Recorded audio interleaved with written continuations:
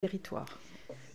Merci Madame la Présidente. Je souhaitais en introduction remercier chaleureusement les collègues qui ont travaillé sur ce sujet particulièrement complexe et pour lequel nous attendions tous, du fait de l'histoire à la fois des différents travaux parlementaires, mais aussi de l'histoire de ces patients, beaucoup. Et je vous remercie pour la quantité impressionnante de recommandations que vous avez pu traduire à la fin de vos travaux.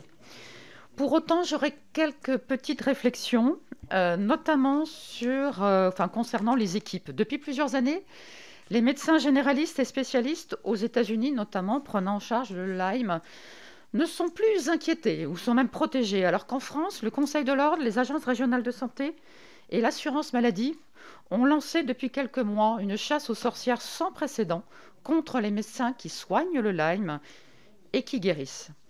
Ce qui a pour conséquence que régulièrement, les médecins de première ligne ne souhaitent plus prendre de nouveaux patients, ils ont peur, et la conséquence immédiate, avant que les patients puissent trouver le chemin de centres de référence et de centres de compétences, c'est que les patients expriment souvent un sentiment d'abandon.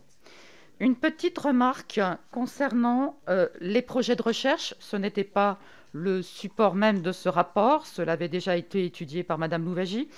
Pour autant, je pense qu'une suggestion serait vraiment très très intéressante, c'est qu'on redonne aussi aux associations de malades une responsabilité sur, on va dire, les décisions en matière financière et en matière budgétaire. En effet, depuis plus de 35 ans, pour les associations qui accompagnent les patients souffrant de sida, c'est quelque chose qui est fait.